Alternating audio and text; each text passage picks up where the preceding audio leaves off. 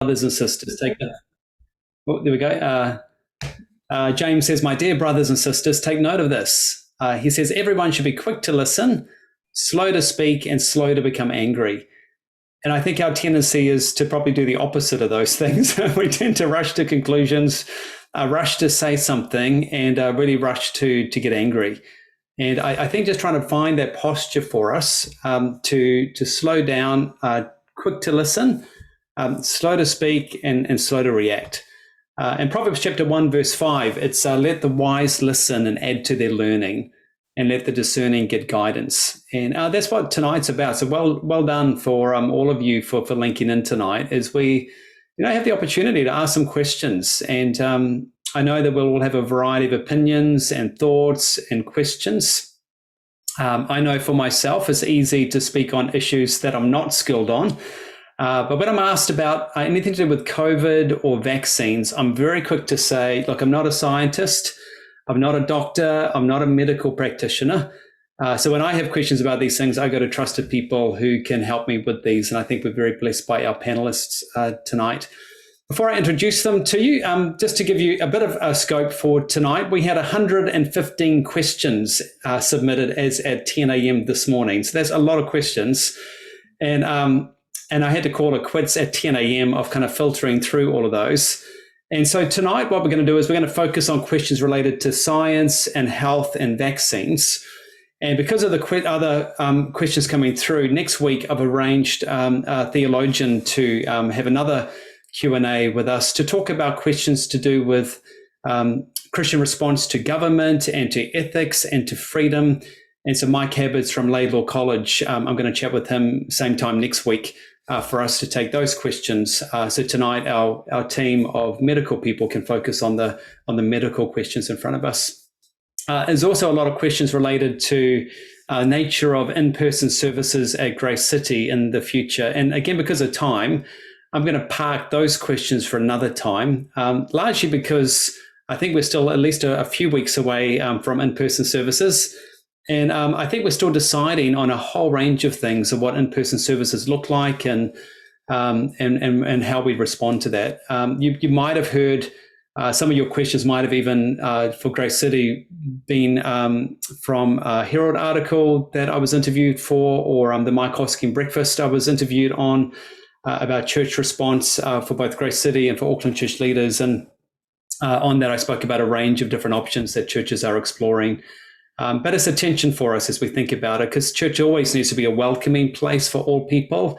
And we need to ensure that all people are able to feel safe and be safe, particularly for our immune compromised people too. So I'd like to pray, and then we'll start putting some questions to the folks here tonight. So let me pray.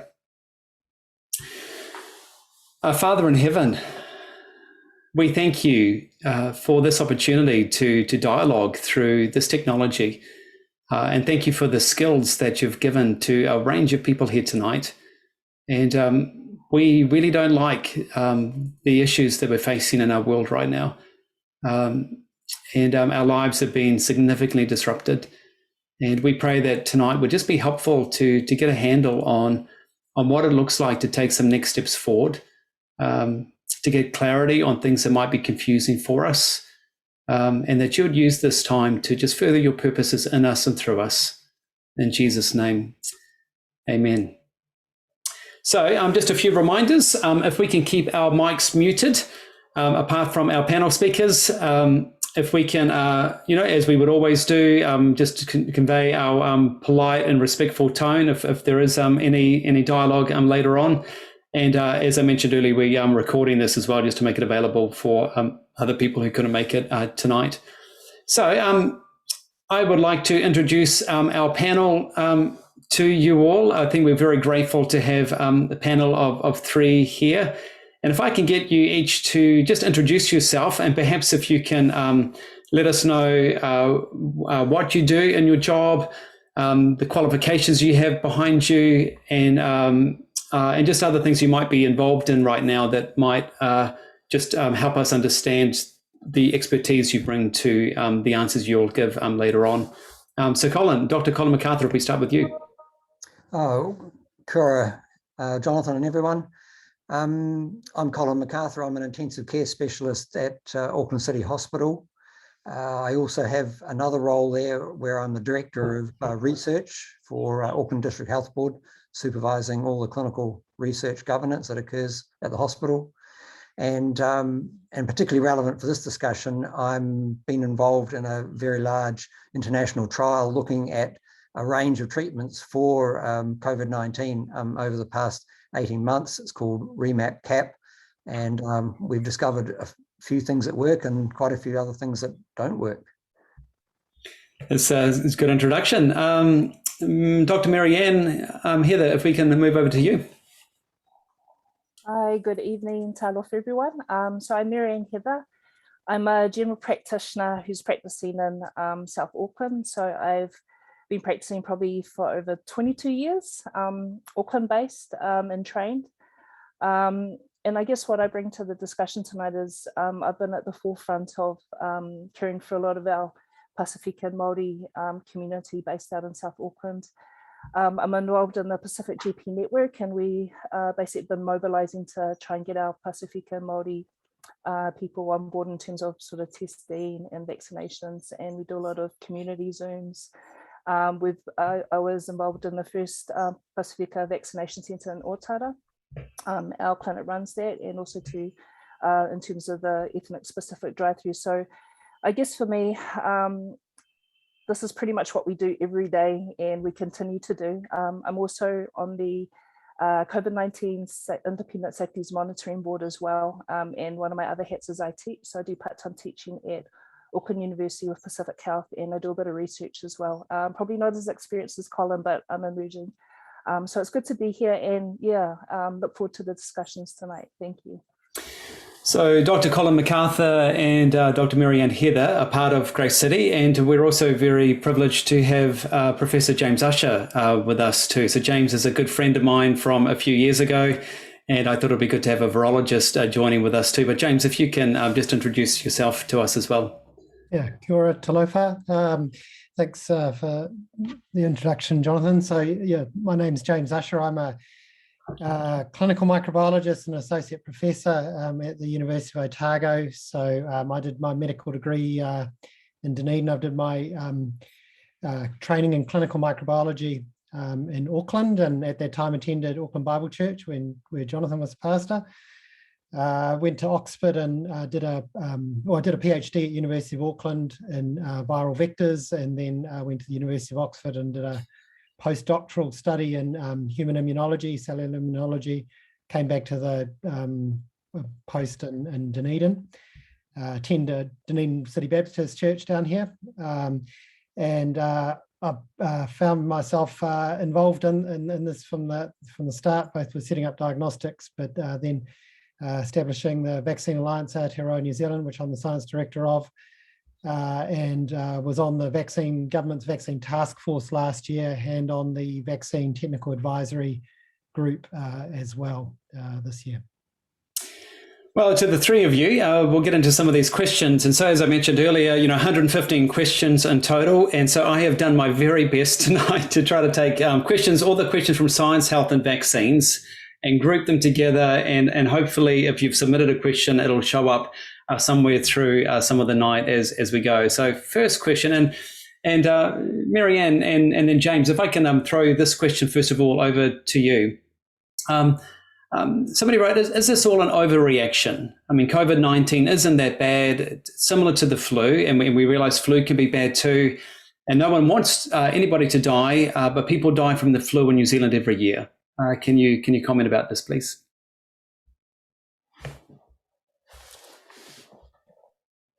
Maryann, do you want to go first? Sure. I was looking at the data tonight just to see, and worldwide we've had more than 241 million cases of COVID all over the world. We've had just under 5 million deaths from COVID, up to date. And, if we look at New Zealand, we've had just under 5,000 cases and 28 deaths. So, to me, I think this is very real. It's caused havoc everywhere in the world. And, I think we've been fortunate to see kind of what's happened overseas. And I think, you know, the responses and the things we've done here in New Zealand, I think has been, you know, to try and keep people safe. And I think it's all about keeping people safe, keeping them out of the hospital, you know, and trying to get on top of this pandemic. So, you know, I know there's a lot of different questions and things going around, but, you know, for me, you know, working in the front line, working with a lot of our patients out in South Auckland, it's very real.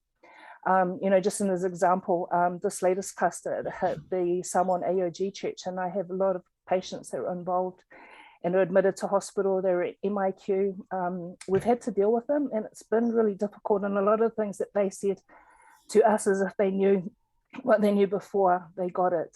You know, they probably would have done everything they could to protect their families and to take it a bit more seriously.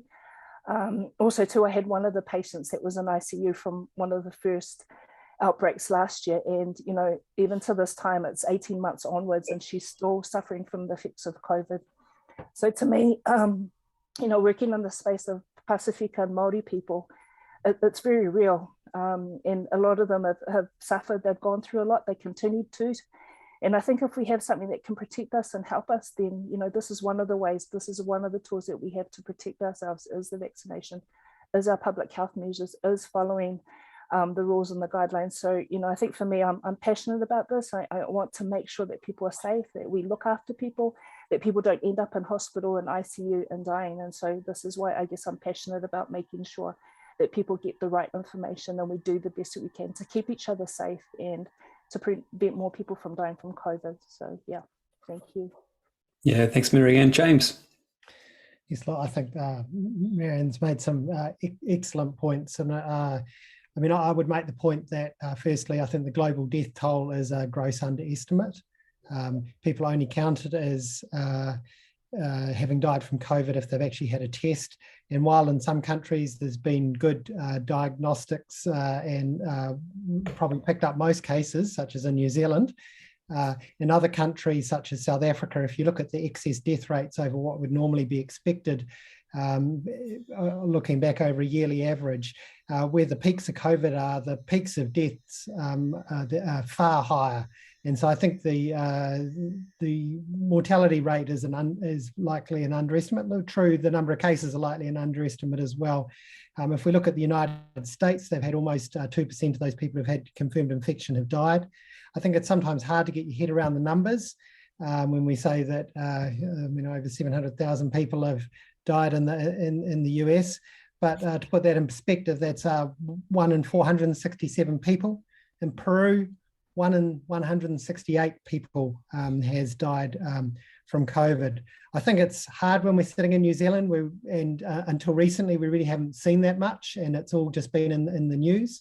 But certainly from talking to colleagues who are working overseas, who've been working in ICU units in hospitals in the UK, they have had an absolutely horrendous time, and many of them are traumatized, as I'm sure Colin would be able to attest to from talking to colleagues overseas. And I think that's just looking at the mortality. I think there's also been a huge, I mean, the health system has been completely overwhelmed in countries overseas that have got much more ICU beds than we have per capita.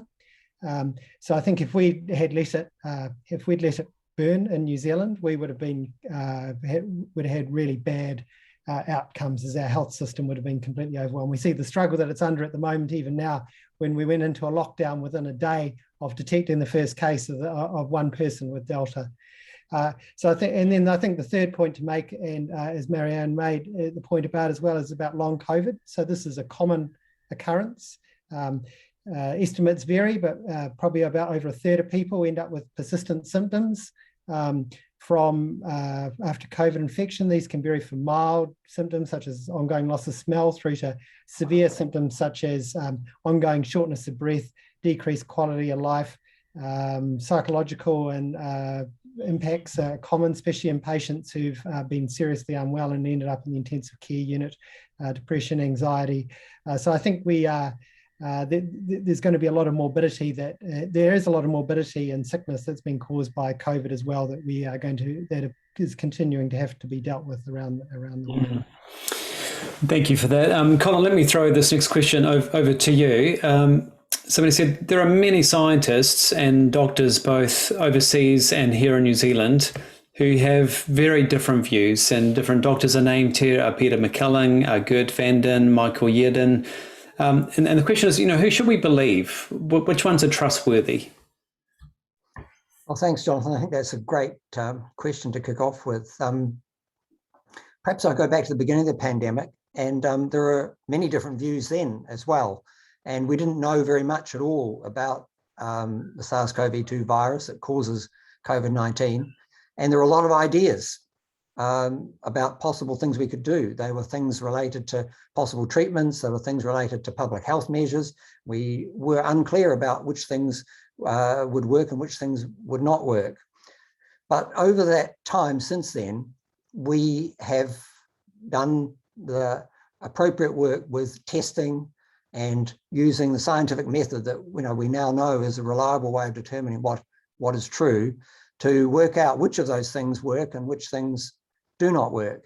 And that's built up a whole body of evidence, simply in a surprisingly quick time frame, because everyone worldwide has put their mind to it to discover things. So it's happened at an amazing pace, but it's used the normal process and the normal rigor that we apply to scientific questions. And so we built up a body of evidence. Now that body of evidence has now been put through the standard process of presenting it to other doctors, other scientists. If you've done some work, then you have to convince your peers that it is a valid piece of work, that it doesn't have any gaping holes in it, and that the conclusions are reliable. And that process, peer review and then publication, builds up a body of evidence that we can rely on.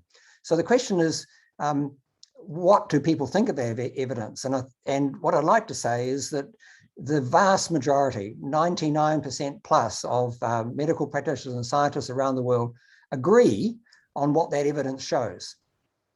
And there is admittedly a small number. People do look at that evidence and come to different conclusions. And I guess my question is, who would you consider to be most reliable in assessing that body of evidence?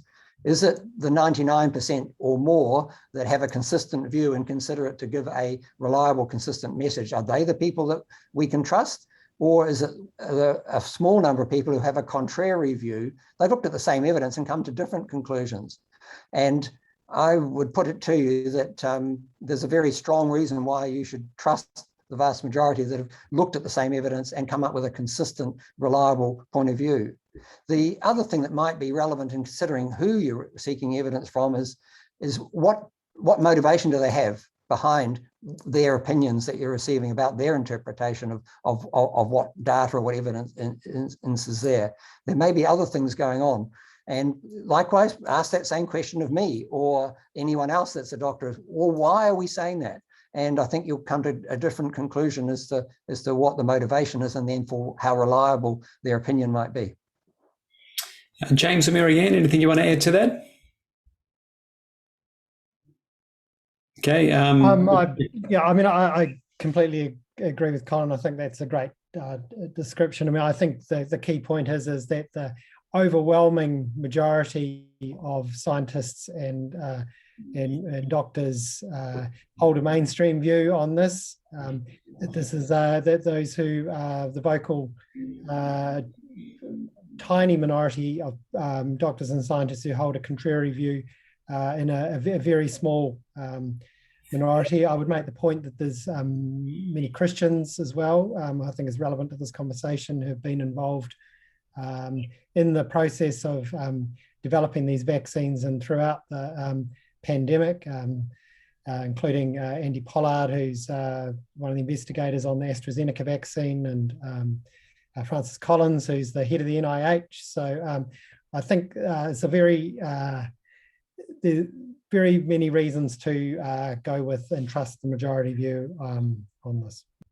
I understand it too. Ashley Bloomfield is part of our church down in Wellington too, isn't he? So which is lovely to hear. These next questions are related to the Pfizer vaccine. And so Maryann, if I can put this question to you, what is in the Pfizer vaccine? And what's the main difference from the old school vax? As a GP, I keep things simple. So when I'm explaining stuff, I keep things really simple, but James and Colin might want to jump in and add the technical part of it. So, I mean, I think if you look at the vaccine, they've developed it. It's gone through all the phases up to phase 3. They've done big studies overseas. And basically what it comes down to, it's a messenger RNA. It's made up of fats, it's made up of salt and the sugar. And basically all those together make up the vaccine, and that's pretty much the simplistic view that I have of it, and how it works and stuff is, basically it gets into your body, it sends a message there to recognize when the COVID virus enters your body, and it basically fights it. It recognizes and it fights it.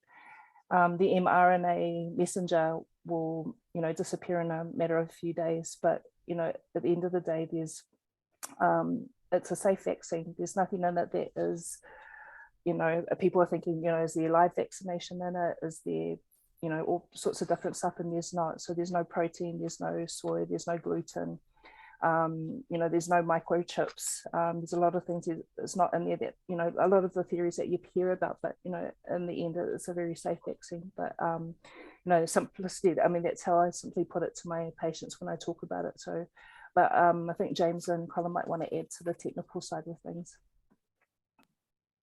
Yeah, I mean, one concern people express sometimes is that it might alter their genes. Now, I'd just like to make the point that so our genes are encoded by DNA, which is a different molecule to RNA, and DNA is lives within the walled off part of the cells called the nucleus. And if it wants to, the genes encode for proteins, and proteins are the machines that do things in our cells. But to make a copy, to make those proteins from the genes, you need to make a temporary copy of the gene that can exit the nucleus and get into the cytoplasm of the cell, where it can be made into the protein. And that temporary message is mRNA. So our body's making mRNA the whole time. That mRNA has as Maryann said, a short half-life. It makes the proteins made from those blueprints. So it's like a temporary recipe or blueprint that exits the nucleus. It can't get back into the nucleus. Even if it could get back into the nucleus, there's no molecular mechanism by which it could alter our DNA. So it's all we're doing with the mRNA vaccine is we are making in the lab, we're making a messenger RNA that encodes with the spike protein of the virus. That is because RNA is intrinsically an unstable molecule, and there's lots of enzymes around that can break it down. We need to protect it, and that's why it's in the lipid nanoparticle. And it also helps it get into the cell. Once it's in the cell, it undergoes exactly the same process as any mRNA coming out of the nucleus of our cell, and makes the spike protein. Now, I'd make the point that if the virus gets in, if you get infected with the virus comes in the same way as the mRNA, and it also makes the spike protein, but it also makes a whole pile of other proteins as well, and is able to replicate itself, and is able to make more virus that can spread around the body and infect more cells. And you're going to get far more spike protein, and you're going to get all these other cells, all these other proteins that are also manipulating your immune response and manipulating your cells with the viral infection. Whereas with the vaccine, all you're getting is making the spike protein to stimulate an immune response. If I can toss Colin this next question, because there's a number of questions, and I'm sure this is coming through for us now as we start to think of the Pfizer vaccine. Questions around the effectiveness of it and the safety of it. So just honing in now for the effectiveness.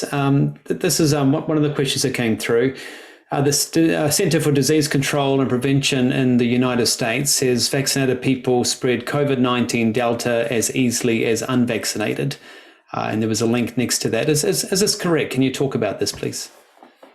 Okay. Well, with regard to the link that you referred to, I had a look at that and dug a little bit deeper. So the link is to a news report which sensationalized, not surprisingly, a report from a community in Massachusetts. So it's in the northeastern part of the US. and it was a place where there was an outbreak of COVID. And they were surprised to see that there was quite a few vaccinated individuals who became infected in a setting where there was a high degree of transmission inside close together social activities. And so there was an outbreak there with a surprising number of, a large number of vaccinated individuals who were amongst those who subsequently became positive. Now, the thing that you need to appreciate about this is that Massachusetts is a very highly vaccinated state, one of the most highly vaccinated in the US. And so with an infectious disease, as vaccination rates rise, if a vaccine, and this is the case here, not all vaccines provide 100% effectiveness, and that's the case for the Pfizer vaccine, in fact, for all of the COVID vaccines. There are a small proportion of people who remain sensitive to becoming infected. That number persists no matter how many people you have immunized in the community. And so if the infection gets there, then there will still be some transmission occurring. And of course, that will increasingly be affecting people who are vaccinated if you've got a very highly vaccinated population. So the number will be expected in a highly vaccinated group to be relatively high. And that's the underlying reason. There may be some other reasons about in this particular example, about the type of people that went to those events and why they might have been a little bit more susceptible. A good analogy about this is seatbelt wearing. So in New Zealand, we have some deaths every year in car crashes. Now, it turns out that only a minority of those people were not wearing a seatbelt. The vast majority, probably 2/3 or so, were wearing seatbelts and still died in their car crash. Now, you might, similar to the vaccine story, think that seatbelts therefore don't work. But the reason why there are so many that die with seatbelts is because nearly everyone wears them. And that's why that even though there are a few crashes, the greater number of, higher proportion of people die with seatbelts than without. It isn't a question of how effective or ineffective. It's got to do with the denominator of how many people are actually utilizing that level of protection. And so that's the same story with the effectiveness of the vaccine. Just to give you a few kind of numbers about where that effectiveness is, because most of the effectiveness of the Pfizer vaccine and all of them is in relation to preventing severe disease and death. So it's most effective around the level of about 95% effective at preventing those severe outcomes, going to ICU or dying. It's a little bit less effective at preventing hospitalization, and that's around about 90%. So that's still a pretty bad thing to happen. And that's one of the reasons why we need to have a high level of vaccination in New Zealand. Not so, I mean, it is important, obviously, to prevent death, but the thing we're going to be grappling with is the ability of the health system to be able to respond to those that do get seriously unwell, and the knock-on effect that has for everybody in the country with regard to having a functioning health system. So preventing hospitalization at around 90%, preventing death at around 95%, and it's a little bit less effective at just preventing acquisition of the disease. And so in terms of its ability to prevent just getting a disease, and sometimes that might be asymptomatic, it's only at about 70%. But those people are protected, even if they do get the virus, they are protected against progressing to more severe disease that takes them to hospital or might prevent them or may cause them to die. So there's different levels of protection that are provided, and the most important outcome is that the severe outcomes are most highly protected. But it does mean that that ability for transmission to still occur between vaccinated people is there, because there is the ability, still remains, as there is only a lower level of protection against getting infection, that you can transmit it. But if you just kind of look at the possibilities, if you have two vaccinated people together, then the risk of transmission between those two is about 20-fold less than transmission between two unvaccinated people that one of them has the virus. So it's very good in that setting. And that's a combination of two things. One is that you have a moderate protection against even acquiring the virus, possibly even as a minor infection or as asymptomatic, but also the vaccine reduces the ability of the virus to transmit although virus is detectable in people that get infected despite vaccination, it's not there in quite the same quantities, and it doesn't persist for as long. It's much more rapidly cleared from the body. And so your ability, the opportunity for transmission is reduced as a result of that. So you've got that combination of effectiveness. It's affecting you personally and reducing your risk of severe illness and death. It's protecting the rest of the hospital system by ensuring that we're not overwhelming it. And it's reducing the ability of the virus to transmit within our community and affect other people and those around us. And perhaps in that particular element, it's useful to know that some people, particularly those that do not have a strong immune system for various reasons, cannot be adequately protected with vaccination. And so they remain at risk. And that's an important group that we need to protect. And that's a communal responsibility that we have as well. But so there's a whole range of reasons relating to effectiveness as to why we should be all getting the vaccine. Yeah, thanks for that, Colin. I want to follow this up because there is a question that comes through in terms of how long the vaccine's effective. And James, I'll put this to you. Somebody wrote that a recent Pfizer study has shown the vaccine's effectiveness against the infections of the Delta variant declines to 53% after 4 months. Is this an indication that the two-shot vaccine program is a short-term solution? How quickly does the vaccine immunity decay? Will we need a booster shot? Would be some related questions too, if you can kind of also step into some of those aspects, James. Sure. So I think it's a great question. So there has been a witnessed decline in effectiveness against preventing any infection, so a cold or asymptomatic infection with time, particularly several months after the primary course. It's a little hard to tease out because a lot of that it coincides with the emergence of Delta. Now, the Delta variant is much more infectious. It generates much higher levels of virus, and it spreads between people much more quickly. So the Delta is truly has adapted to humans. So the original virus transmitted across from bats and was not probably from bats originally, and was not as well adapted to humans as Delta has become. So I mean, it's amazing the change in the virology and the spread of this of the Delta variant, and the SARS-CoV-2 has really hit on a winner with the Delta variant. But it can become a little difficult to tease out what's the effect of Delta versus what's the effect of waning immunity. So I think Pfizer's view on it would be that there is some waning in protection against infection, and there's been several studies that have followed up cohorts and looked at the effectiveness over time that have suggested that, yeah, it may be as low as 50% or 70%, as Colin said, depending on the study. That said, what's really critical, and it's what Colin highlighted as well, is that the effectiveness against severe disease or hospitalisation has not changed. It remains just as effective against those outcomes. And at the end of the day, what's important is that we stop people hitting the hospital. We stop people needing to have oxygen therapy, to go on a ventilator and to die, rather than to stop people having a cold. Now, ideally, we would like to stop more infections, because that will be a further help with stopping transmission. But I think it remains to be seen how effective a booster shot. So Israel has rolled out a booster shot for the whole population. The US and the UK have rolled it out for the elderly, and also for healthcare workers in the US and those who've got risk factors for severe disease.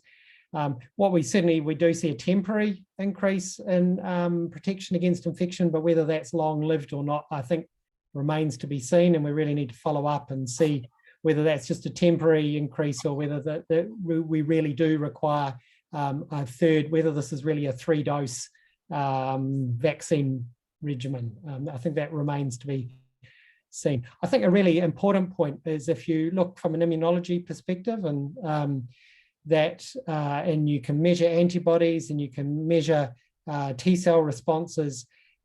These remain detectable, and you can detect memory cells that can, when you see the infection again, I look like I might have frozen. I'll just turn my video off and on, or it probably doesn't really matter.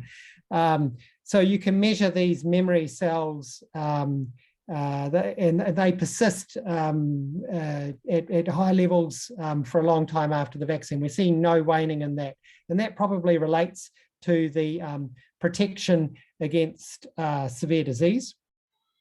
So what we see with this virus is that a lot of the transmission and the sort of cold-like symptoms and stuff occurs early in that first week. And that's, if the vaccine is going to prevent infection, it's going to have to prevent it. It's got to prevent it right there at the start. Whereas the severe disease starts to kick in often in the second week of illness or later, and that's when people start getting really sick. You don't need such high levels of antibodies circulating at the time of infection to prevent severe disease. You just need a memory response, and you've got memory cells that when they see the virus, they can expand and they have time to respond. So I'm feeling pretty confident at the moment that this vaccine is going to continue to look pretty good for quite a period of time against preventing severe disease and hospitalization, because we are seeing great memory responses to this vaccine. Whether a booster dose is justified for preventing that infection, and whether it's needed, is, I think, still a point for discussion and argument. It may yet end up that we do give a booster dose, but I think that's it's an emerging story. That's really helpful. Thank you. So those questions were about the efficiency of it. Now some questions about the safety, and there's a whole range of questions around the safety. Let me just highlight a couple of them here. Somebody wrote, how can they claim the vaccine is safe when they can't possibly have long-term data of the effects of anyone? Another wrote, there is concern among some that the spike protein produced from the Pfizer vaccine can break free of the host cell after migrating to the surface and travel to the parts of the body like the lungs where it can cause damage. Is there any research that backs this up or counters this idea? So James, maybe this is back to you first of all. These questions about the safety of the vaccine, because, it is pretty early on. How do we possibly know that the vaccine is safe?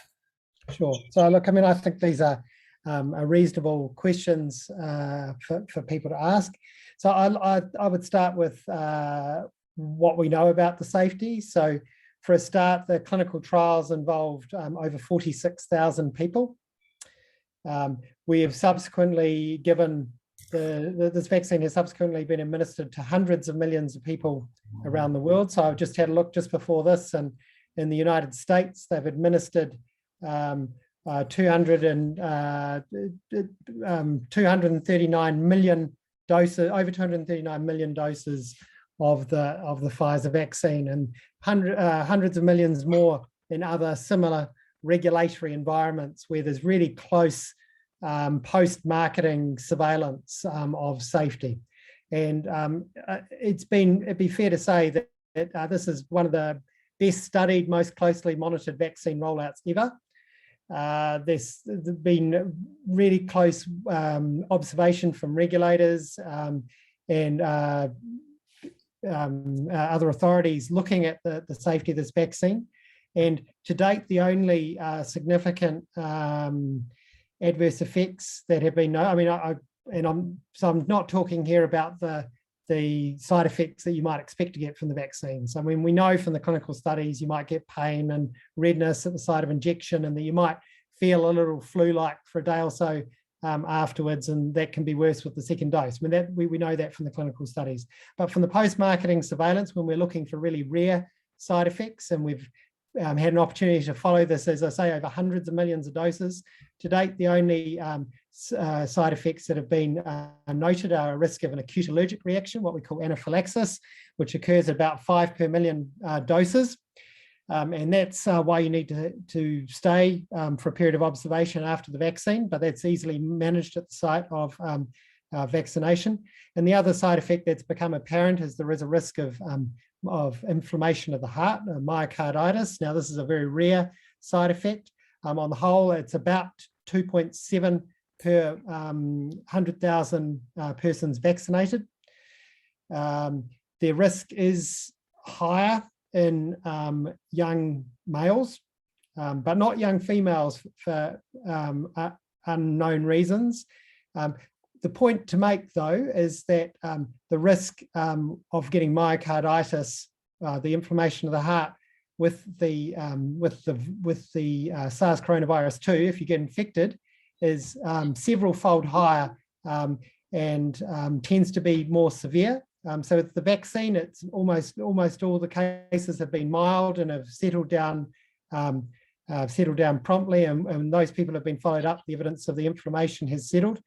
But with the virus, there's the rates of myocarditis are many times higher, and we also see that same age group predominance, with young males being the ones who are most likely to get myocarditis after the virus infection as well. And in fact, if we look at all causes of myocarditis, that's the age group that's most likely and the gender that's most likely to be affected. So, not sure why that is, but that's the case. So that is a recognised rare side effect.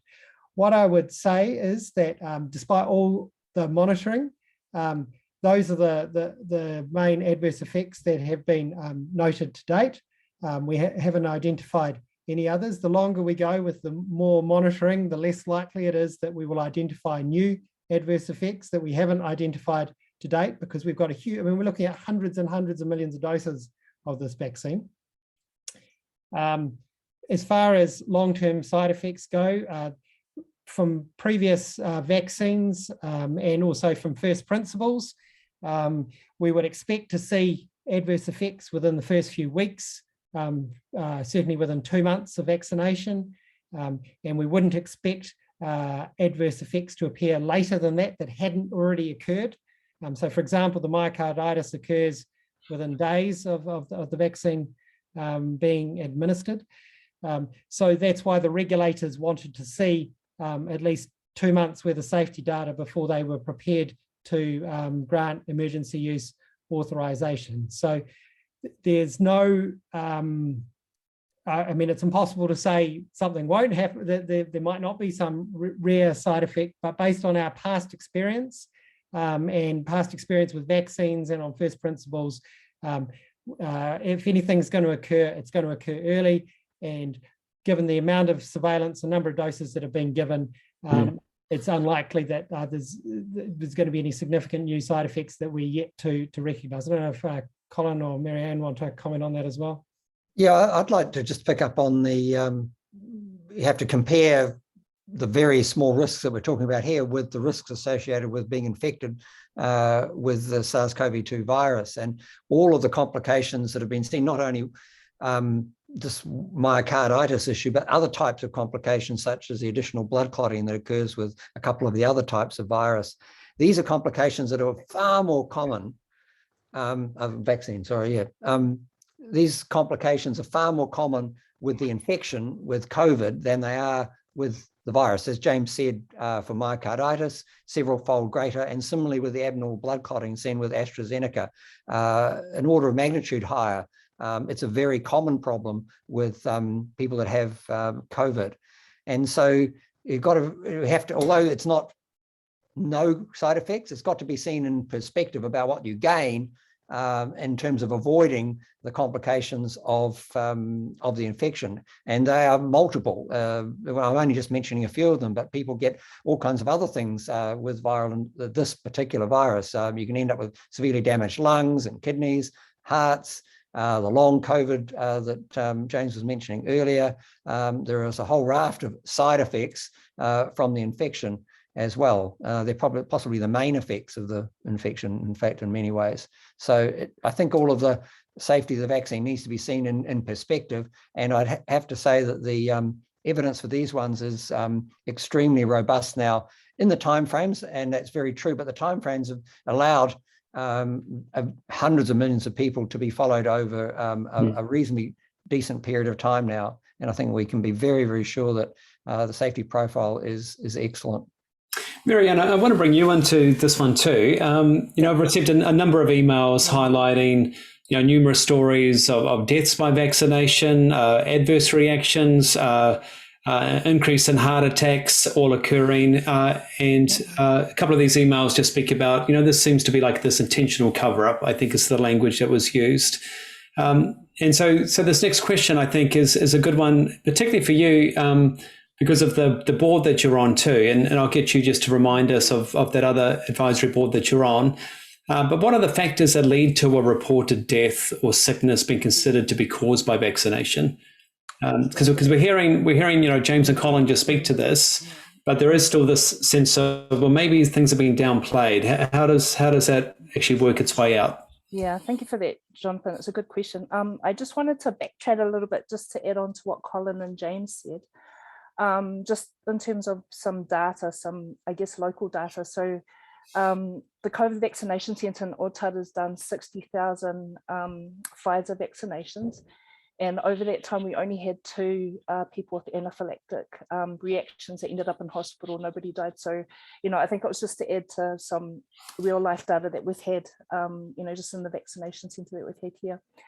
Just going back to the question that you asked me, we started rolling out the Pfizer vaccination back in February. And in March, the COVID-19 Independent Safety Monitoring Board was established.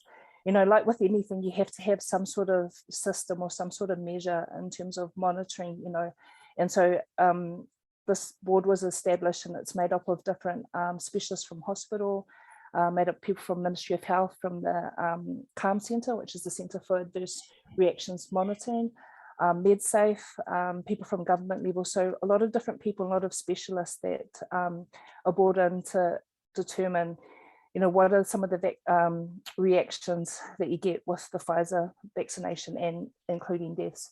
So Maryann, you sit on, so sorry to interrupt, but you sit on that board group as a Pacifica GP, right? Yes. So you're seeing a lot of that data. So yeah, keep going. Yeah. And so as part of that, we have Dr Michael Tatterley, who's the head of the CALM Centre in Dunedin, and James will probably know him quite well. And so each month they report on, adverse reactions, and it could be anything from minor reactions right up until deaths. And so I was just looking at the latest report, which usually comes out monthly, and it's up to about September the 11th. And there was 60 deaths reported to CALM. Out of that, 27 deaths were unrelated to the COVID vaccination.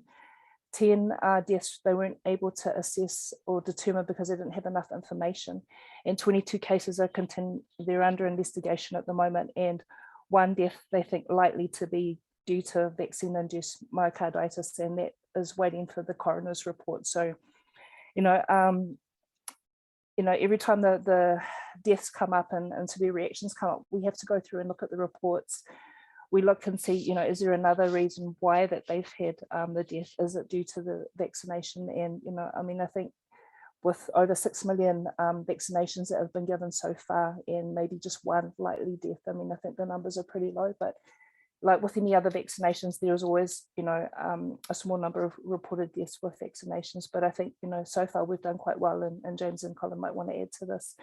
So I don't think, in terms of cover up, I don't think, all this is public data. It's available. You just have to look, online to find it under, MedSafe or under the CALM. So this is public data. It's nothing that is covered up. And I think, New Zealand is a place that is high in terms of reporting adverse reactions to, medications, to drugs. I think we do that quite well, and I think our system's quite robust. So, in terms of looking at, reactions, looking at deaths related to COVID vaccinations, I think we have a really, really good system. The reason why some of the other cases are still under the investigation, because it takes time to get reports back from hospital, from GPs, maybe waiting on a coroner's report. So, that information will become available once we get all the relevant information, and we'll discuss it and I guess come up with a conclusion. So I think the information is widely available. There's nothing there that's hidden. I think it's very transparent.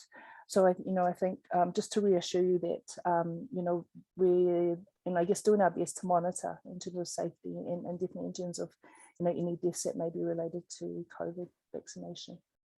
Thank you. Colin. I could add a little bit to that. So just to emphasise that Maryann's, those reports are publicly available and can be downloaded readily by everyone. They're on the ministry website. You just need to click through a few links. In that report, it's an additional thing about deaths, as well as the ones that are reported because a medical practitioner or a health practitioner thought there might possibly be a relationship. So those go to be looked at specifically and in great depth, as Maryann's described. But there's also another way of monitoring whereby, because we are vaccinating very large number of people, millions of doses have been given, we have to expect that there will be some deaths that occur in the period after vaccination, because they would occur without vaccination as well.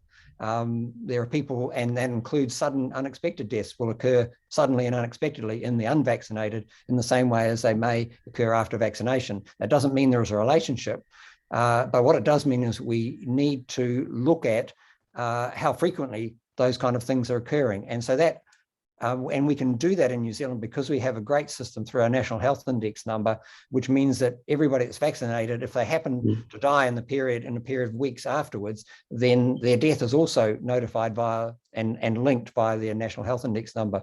So we can look at the proportion of deaths that are occurring in the vaccinated and unvaccinated populations. And interestingly, it turns out that the death rates in the few weeks after vaccination is actually a little bit lower than in the unvaccinated. Not higher, but lower. It's just a small trend, but the reason for that probably is, James might be able to comment, is probably because people that are nearing death and expected to die are less likely to be vaccinated because it doesn't offer them any particular benefit, particularly in a low COVID setting, as we've had kind of up until recently. So I think that probably explains why it's a little bit lower, but it's very reassuring that and it is a very wide coverage. Every death in New Zealand is reported in this way. We have a very good system for it. So none have been covered up, none have been missed. And when we compare early deaths soon after vaccination compared to the same time period in unvaccinated people, it's lower. James, any further comment? Yeah, look, no, I think, those are excellent points. I don't know if I've got much more to add. I think just to emphasize that if you're doing something across a large proportion of the population in a short period of time, normal events keep on occurring, and people are presenting with heart attacks every day. They're presenting with clots. All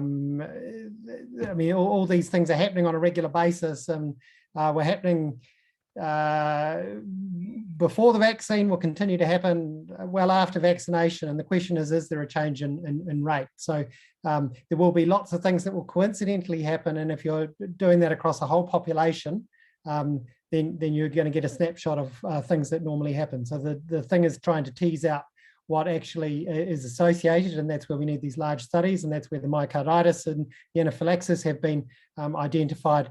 And there's certainly, as Colin says, there's absolutely no signal to suggest that death is associated with the vaccine. It's helpful. Extremely rare, unfortunate case that was in Auckland.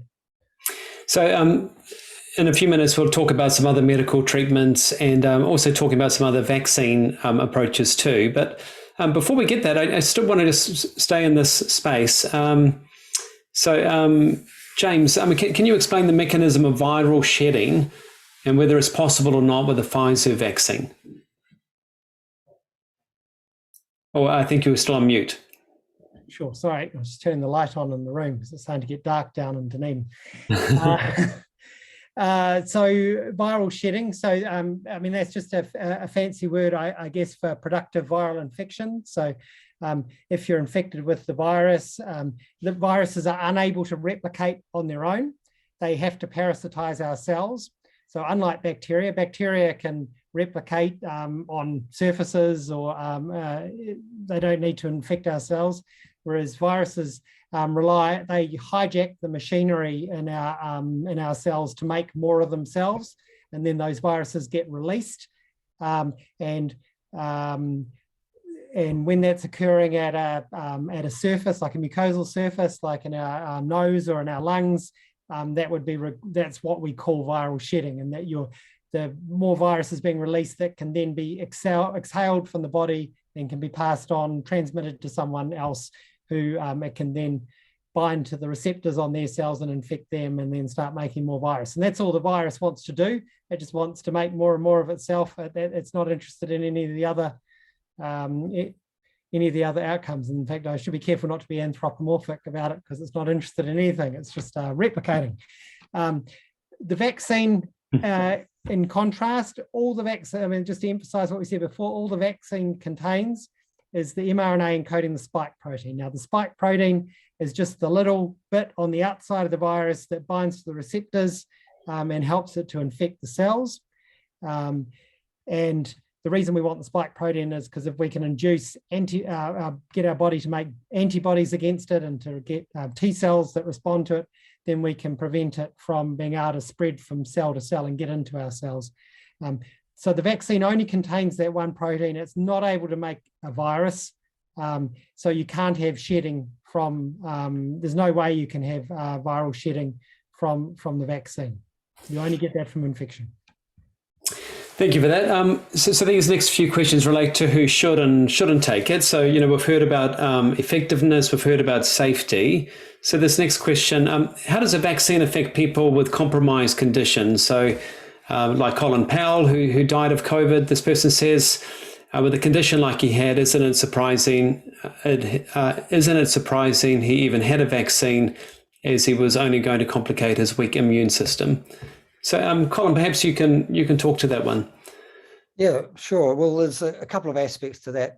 Firstly, the perspective of who should get a vaccine. People with compromised immune systems, for a number of reasons, are at actually very serious risk of poor outcomes from infection with this virus. They are unable to respond in the way the normal person would, and mortality rates are quite a lot higher in the immunocompromised. So it's important that they are protected as much as possible.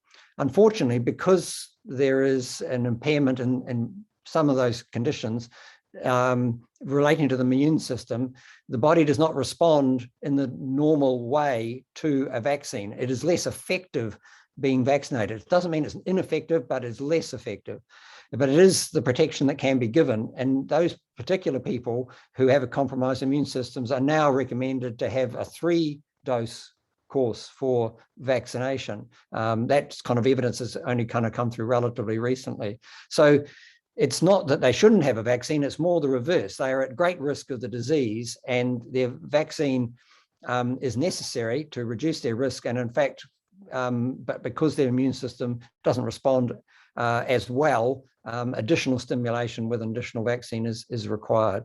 So it still doesn't mean that they get up to normal protection levels, and their risk still remains. And that's the kind of people that we need to be concerned about going forward. When they are unable really to be protected through vaccination fully, they'll be at a lower level of protection than others in the community, and it's others of us around them that will be providing them with protection.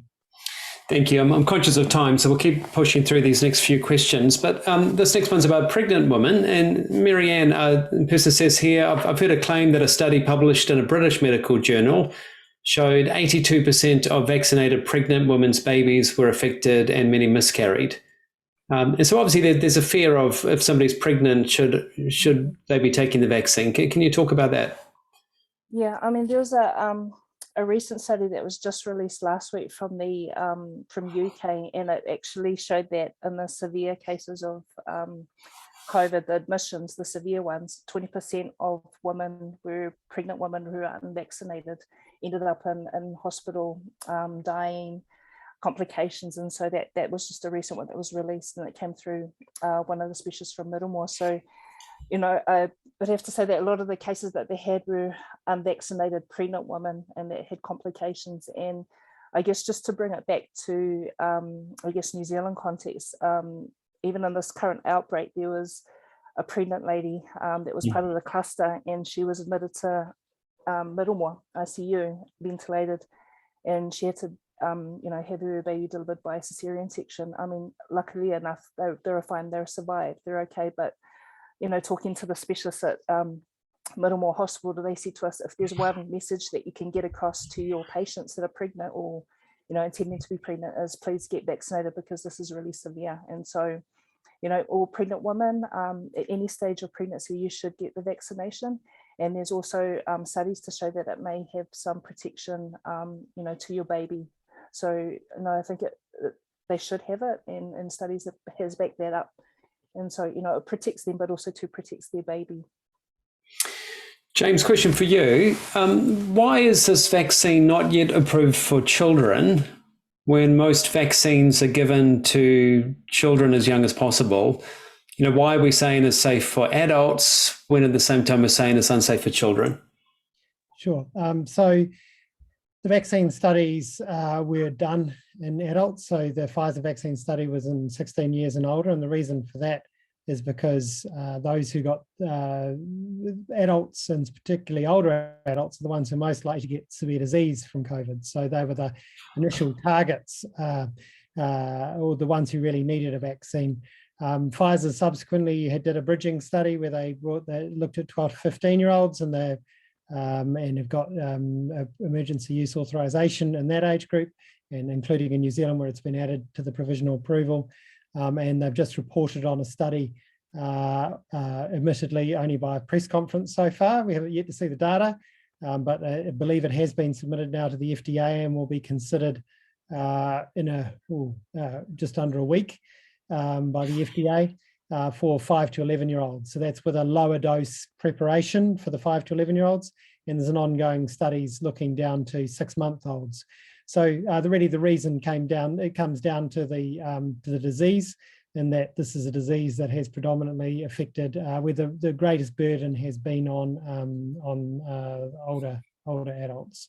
But so far the vaccine appears to be safe and immunogenic in younger kids, and certainly while it is less of an issue in children than it is in adults, it certainly still can cause problems, and there have been last time I looked, I think there were over 600 deaths in the US from amongst under 18-year-olds from this virus, let alone all the long COVID and other issues. So there are reasons to vaccinate younger kids, but they haven't been the priority, and that's why it hasn't so far.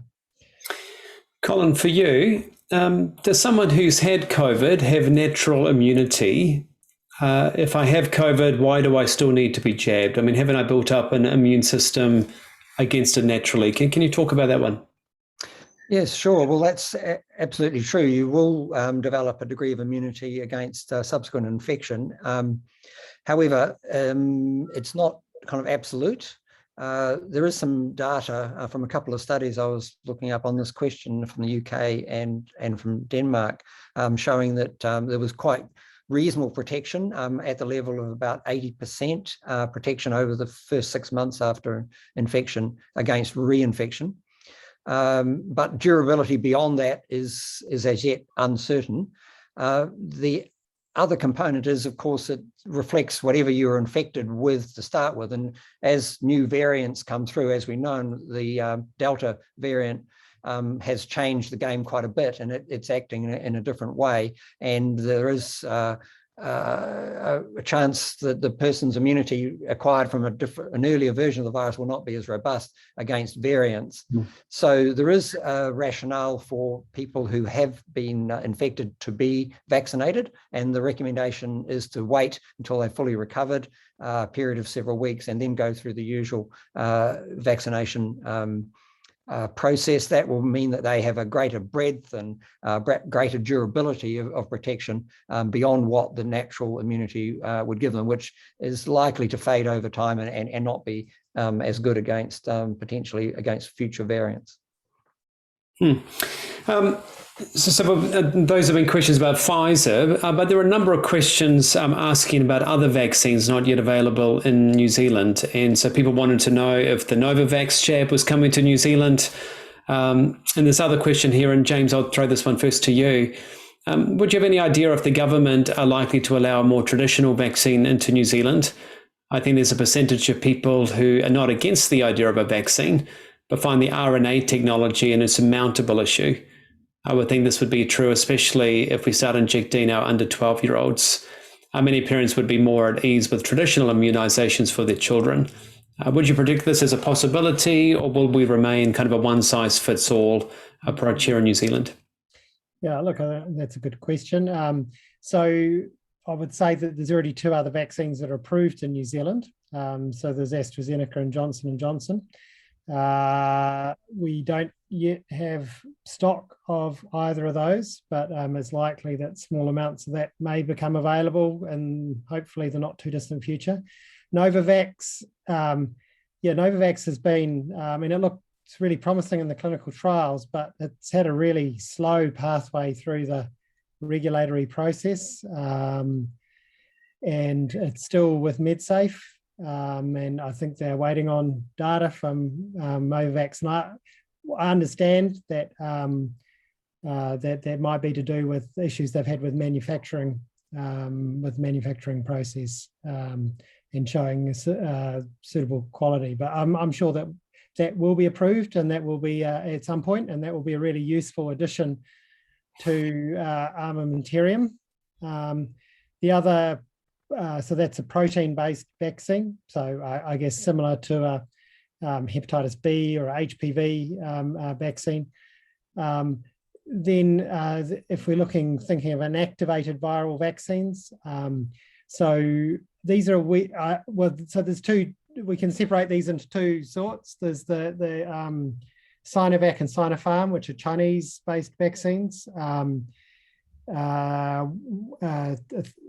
of them has got WHO pre-approval. The other doesn't yet. They are widely used in the non-Western world. They are less effective than the viral vectors or the mRNA vaccines, and many of those countries are now recommending a booster of an mRNA or a viral vector on top of the inactivated virus. I don't think it's likely that we will see either of the Chinese vaccines in New Zealand, because I don't think they will be able to meet the I don't think they've shown any interest in getting MedSafe approval. There's plenty of market for them outside of New Zealand.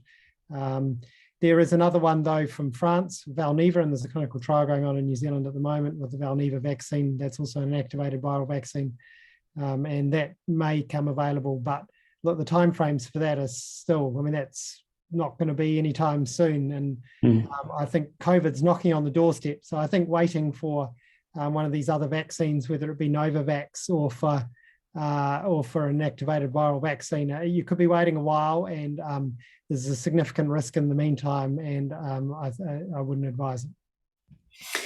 So getting towards the end of our question, so next question is going to be about mask wearing, and then we're going to talk about some other medicines, and then a couple of questions to finish with. But Maryann, this question is about mask wearing. Should we wear our masks outside? How long do you think we can keep wearing masks inside? Does it matter if we've been vaccinated? If we've been vaccinated, do we have to still wear a mask? What type of masks should we wear? Are they all the same? Can you kind of give us a bit of a summary of masks and how we should and shouldn't be using them? Yeah, well, as we know, it spreads through the air, it's droplets and stuff. And so, I guess until we sort of can get our vaccination rates up, there's always going to be a risk for us. The other thing too is, just trying to protect ourselves. So, when we're inside, we know that the ventilation is not so great. So, in close spaces, close proximity, there's an increased risk of spreading that and transmission of the virus. So most definitely you should be wearing your mask inside and also to outside as well, unless you can get sort of social distancing, in a place where you're not sort of close together. But at the moment, while we're in sort of level 3, we should be wearing it anyway. As soon as we step out of the house, we should have it on anyway to protect. In terms of what's a good mask to use, a lot of us will use surgical masks because it's disposable. As long as it's covering sort of your nose and your mouth and nothing can escape it. I think it's showing that whether it's surgical mask or some sort of piece of covering, that covers your face, just to reduce the droplet spread. And I guess making sure if you're using a reusable one, wash it really well. How long we're going to use this? I just saw some, a report from UK in terms of they've relaxed all their, their measures. They don't do social distancing. They've stopped using masks and stuff, and now their numbers have jumped up again. So, we've seen that in Australia, we've seen it in the States, we've seen it in the UK. Now their numbers are starting to jump up again. So I think, having vaccinations one tool in our kit, but having all those other public health measures like social distancing, like hygiene, like masks, like getting tested if you're sick, staying home if you're unwell. I think we still need to use those as well as part of our, our kit, our tools, our measures to help protect us against that. But, I think we need to do and use everything in our power to protect ourselves, and whether it's masks, vaccinations, and doing what we need to do. That I think it's part of it, but definitely still need to use that and be mindful of that. Every time we step out of our house, we should wear a mask. And for us at work as well, with Colin and James, we're constantly wearing masks, and we've been doing that for the last year. And I think even after the COVID goes, we'll still be doing it, just because we don't know what else will come up next year, maybe something different. So I think it's around protection and trying to reduce that spread. Colin, I believe this next question aligns with your research as well. Somebody said MedSafe has blocked the purchase of the antiviral treatments like ivermectin and hydroxychloroquine. I think I've probably butchered the pronunciation of that name. But this person says some doctors around the world are recommending treatments like these for prophylaxis and early intervention. Is there any relevant information people should know about the drug? Can you talk us through some of the medical treatments and the discussions happening outside of the vaccines? Sure. Well, as I kind of intimated earlier in the first question you're asking about how do we know what is reliable information, I think these kind of agents are a good example of that process. So right back at the beginning of the pandemic, there are a huge number of pre-existing medicines that we already had were tested in the lab to see if they had any influence on the virus. And some of those looked like they might show some promise. We didn't know how that would translate from the laboratory into human infection, but we did know that these agents were already used, so it meant they were kind of available. And so they were where we started in terms of trying to find new treatments. And it's only been those pre-existing treatments that have been repurposed, that some of which have been found to be effective, but many that looked promising in the lab have not shown any effectiveness in trials in people that actually have infection. And the ones that you've mentioned fall into that category. They were unknown to start with some very poor evidence, laboratory data that looked like it might do something in the test tube, and then some weak evidence about its anecdotal use in humans, because we had nothing else to treat patients with in the beginning. So people were kind of just trying it just to see. But the only way of knowing whether these things are effective is to do a formal clinical trial where there are two groups of patients. We use random assignment to ensure that all the other attributes of the patients are exactly the same as much as we can. They are balanced, as the phrase that we call it, that all the other reasons that they might have the outcome you're interested in are the same in both groups, and then half of them get the treatment and the other half do not. And that's really the only really reliable way of knowing whether the treatment has an effect.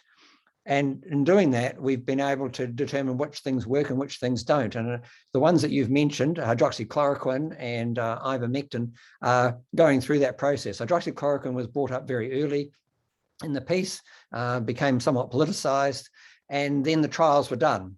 And very quickly, it became apparent when we got to that quality of trial that that drug, hydroxychloroquine, although we had been using it for other types of things, it had some suggestions in the test tube, it was ineffective in terms of being an antiviral treatment for SARS-CoV-2 virus. And in fact, in our trial, where we were using it in patients who had severe disease after they deteriorated and ended up in the ICU, it was actually harmful. So it went from being test tube promising through to harmful if you had bad disease and ineffective for everybody else. So that process has had to go through for many different treatments, and some things we have found to be effective. Corticosteroids are effective, and drugs that block part of the immune response system, the interleukin-6 receptor antagonist, another one with a very long name called tocilizumab. Those kind of drugs have been shown to be effective, but many others have been tested because of early promise, but only through proper testing can we say that there's an effect that is appropriate to be taking on the risk of taking something. You don't want to take something that is ineffective and has side effects, because all you're getting are the side effects and not the benefit. So that's where we're at with ivermectin. It's got some very poor quality studies and some laboratory evidence to say this is something that we could look at, but it's not looking that promising because the levels that you need to kill the virus in the test tube are very hard to attain in the human body. And there is a significant risk that toxicity will be way ahead of any kind of effectiveness. And there really isn't yet any good evidence of effectiveness. So rather than saying we should just take it anyway and just you're taking the risk of harm with no potential for benefit as yet. So that's one that's in the process of having some proper clinical trials being done. And in fact, a part of the study that I'm involved with has some parts of the world where they have been using it as part of standard therapy, even though the evidence is very poor. So we are slowly building the evidence base for this kind of treatment. And I think, in the next few months, we'll have some clearer answers about ivermectin, but I certainly would not be recommending it being taken by anybody because it's got toxicity without any benefit. And those kind of things should only be looked at in clinical trials. Yeah, thank you for that. We're going to be wrapping up soon. We'll probably have time for 5 minutes maybe of just a public chat coming through, and we'll see what we can get through. But I want to make sure we get to this one. Where can I find reliable information on any of these topics? If people want to drill in a little bit more, and how do we tell if the information is correct? So where do we go? How do we know if it's right? I can kick off on that quickly. I mean, I think it's really important to what the source of the information is. So going to reputable sites. So the ones I would recommend for a start that are accessible, the IMAC at the University of Auckland, so the Immunisation Advisory Centre. For more detailed information, there's a link through there to the Immunisation Handbook that contains information that's more for prescribers, but is a good summary. The Centre for Disease Control in the US, the CDC, has some very good patient-facing or public-facing information. For some more detailed information, the British Society of Immunology has a good, some really good information. So that's these are independent scientists, so it's independent of any government agency. And James, these are reasonably readable for non-medical folk to be able to access. Certainly, the IMAC and the and CDC have very readable information, and the British Society of Immunology is designed for the public. And I can post the links in the. That'd be helpful. Thank you. And then for some more detailed information, the American Society of Immunology has some good links off there. But I think in all of this, it's really critical. I mean, it's as with all things, you really need to know what the source of the information is and whether it's trustworthy. And I mean, ultimately, the source of information has got to be peer-reviewed articles in scientific journals, and ideally they've got to be good scientific journals as well, because there are some ones out there that aren't so good. But I mean, I think for more accessible information, those sorts of websites, which the information's based off that peer-reviewed science. Colin, Maryann, any other resources or how we tell that you want to add to that, or that's pretty comprehensive? No, I think what James has said is great. I'd definitely recommend the Immunisation Advisory Centre for information about that. And there's same question. One thing I would say about treatments, if you want to look a little bit more deeply, there are two groups that do very good living guidelines that look at the treatments and the evidence for and against them. There's the Australian Living Guidelines for COVID, and there's also one done by NICE, N-I-C-E, in the UK, if you're interested in a bit more information about effective treatments. Yeah.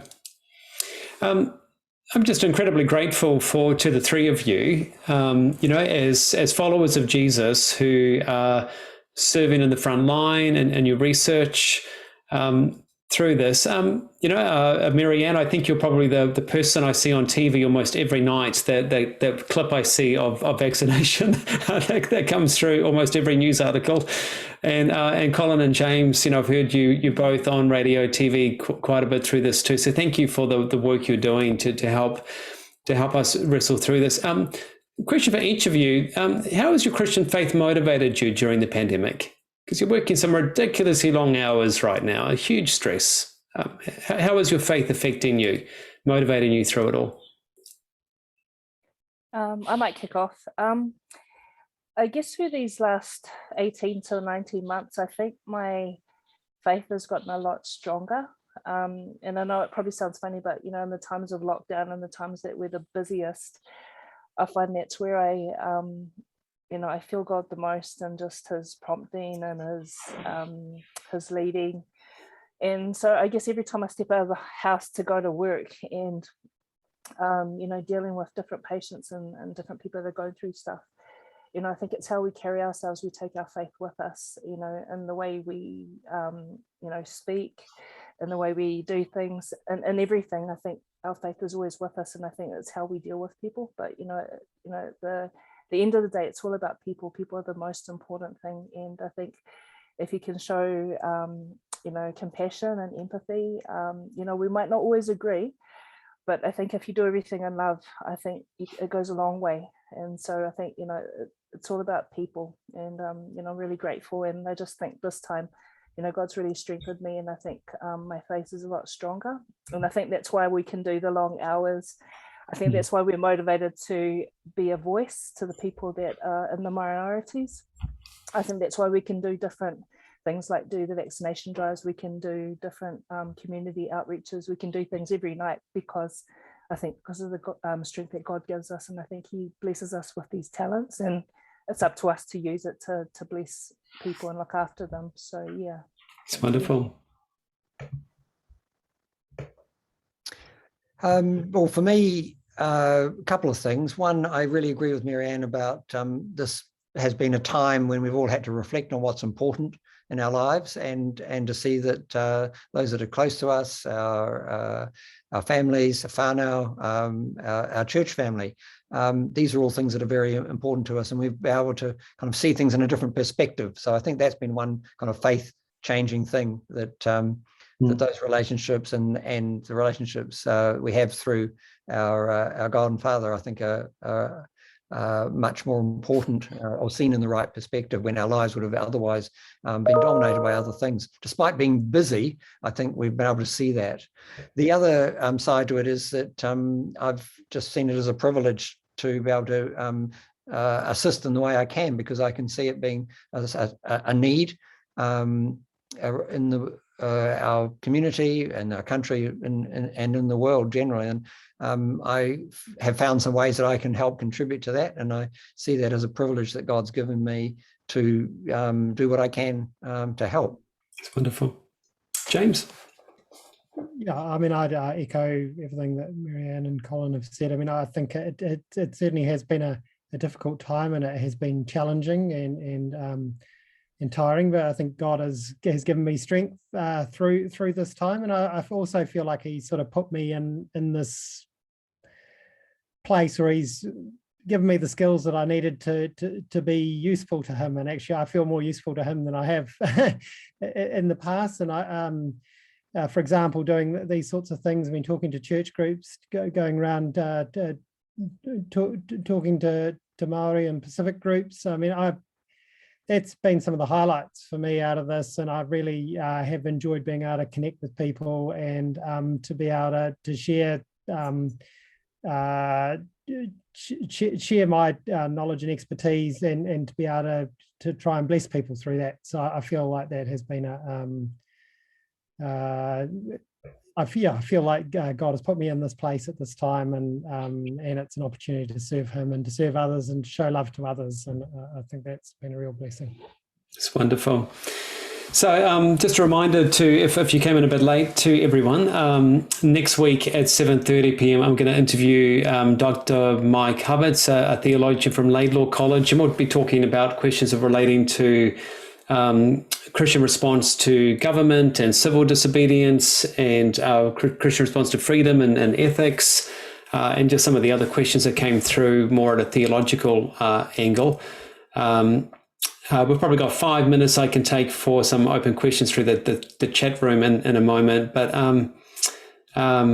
just want to say, if people need to go, that's fine, but we can stay for 5 more minutes with some of these questions in the chat space. But just on behalf of everybody here, Colin, James, and Maryann, thank you for giving us your evening tonight. There's a lot of things you could have been doing just to try to catch up with some sleep included among them. But thank you for helping us out tonight, just with your expertise and wisdom. Let me read one of the questions here that I can see. In places such as the UK, with low vaccination rates and low restrictions leading to high case numbers, are they making it more likely for vaccine-resistant strains developing? Is this one reason why we should wait until higher vaccination rates before easing restrictions? Yeah, that's. It's a great question, and it's. I don't think there's an easy answer to that. I mean, if the virus is circulating there's plenty of non-immune people for it to circulate in as well. But I mean, there's also those who haven't been vaccinated in the UK. Many of them have. Vast majority by now probably have immunity from natural infection, or have an immune response, I should say, from natural infection. But as we're seeing, there's still surging case rates and much higher rates in people who are unvaccinated, who haven't been vaccinated, compared to those who've been vaccinated. Look, as the more the virus is circulating, the more opportunity there is for variants to emerge. We saw the beta variant and the gamma variant both emerged in populations. So the beta variant emerged in South Africa, and the gamma variant emerged in Brazil in population, both before the vaccine and in populations that had high levels of prior infection. So there was probably may have been some immune selection pressure there. Similarly, Delta emerged in India when there weren't very high vaccination rates.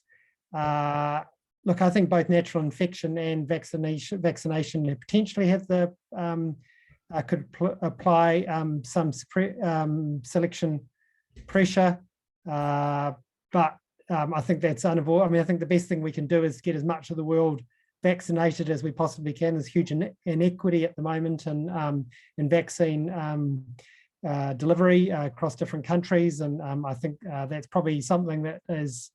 Yeah, I think it probably really grieves God, the fact that here we are talking about giving booster doses in wealthy countries, and there's many countries that are yet to, where the vast majority of the population hasn't got any access to vaccines. So whether new variants will emerge or not, I mean, I think the virus has hit gold with the Delta. Whether we'll see immune escape variants, like the Beta is the best immune escape variant, but it's been out-competed by Delta.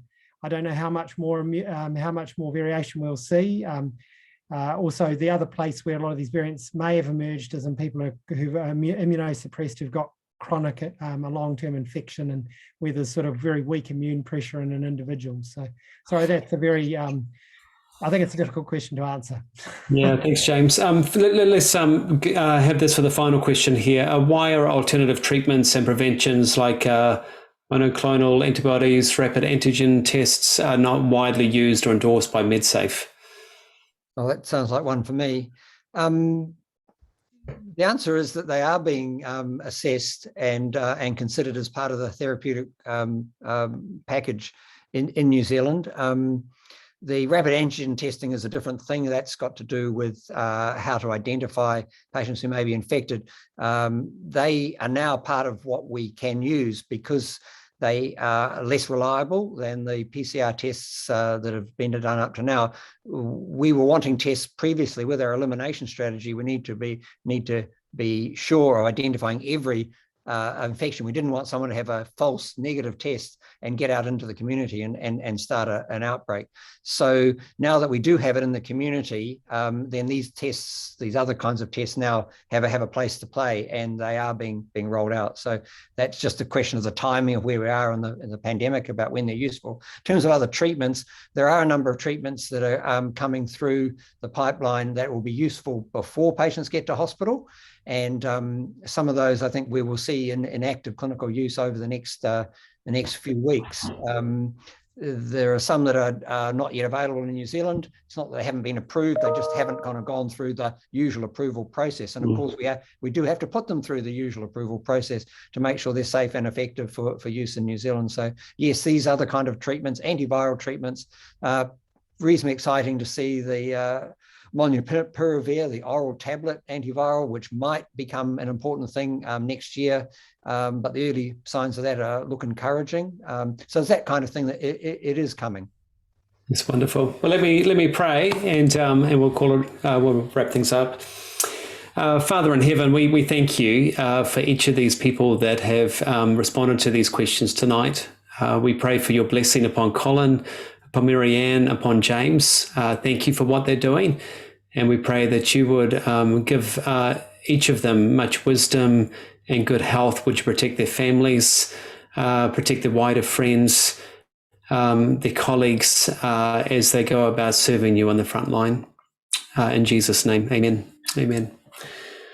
Well, I thank you, panelists, again for your expertise tonight, and thank you, everybody, for your evening to submit questions and honest dialogue, and I hope this has been helpful for all of us. Again, next week we'll meet here at 7:30 to talk around some of the theological aspects related, and then probably a time after that talking about some of the implications perhaps to in-person services for Grace City and things like that as we get closer to when we can look at gatherings in the future. So thank you, everybody, and I hope you enjoy the rest of this evening. Thank you, everyone. Thank you, Colin. Thank you. Thank you. Bye. Bye.